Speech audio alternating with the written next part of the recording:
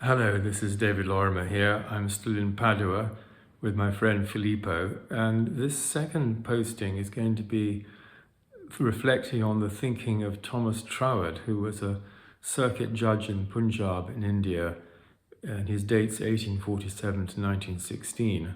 And when he retired in the late 1890s, he devoted himself to philosophy and painting. And the philosophy he devoted himself to was part of the New Thought movement.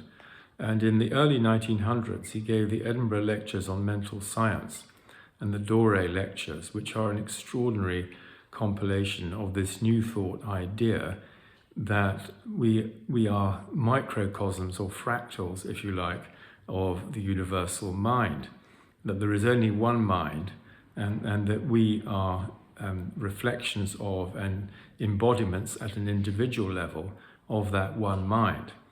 Now, if this is so, then that universal mind, divine mind, is operating in each one of us according to how we relate to it.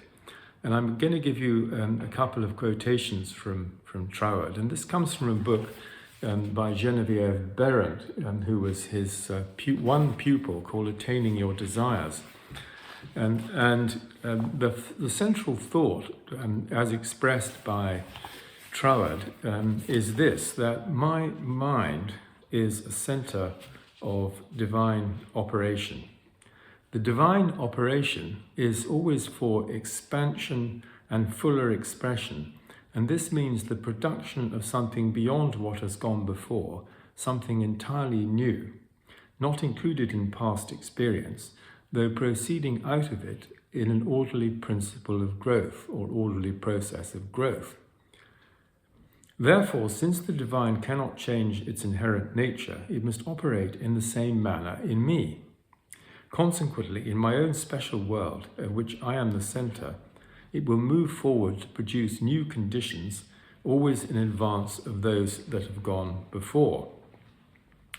And this means that the universal mind is always operating in us according to our thoughts.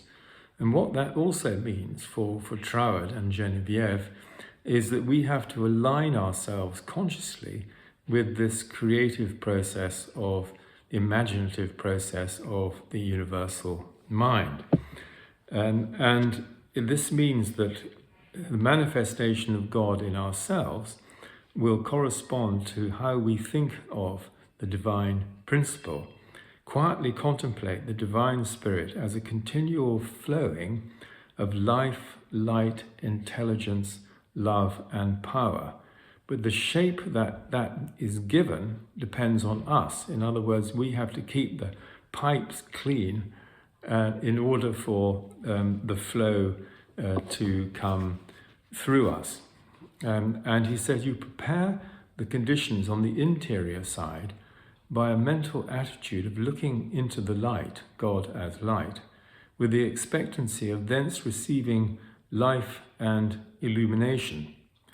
And so the point is to realize our personal connection and allow this energy of life, light, love, wisdom, intelligence, and power to flow through us, and then trust that this will bring about the corresponding external conditions.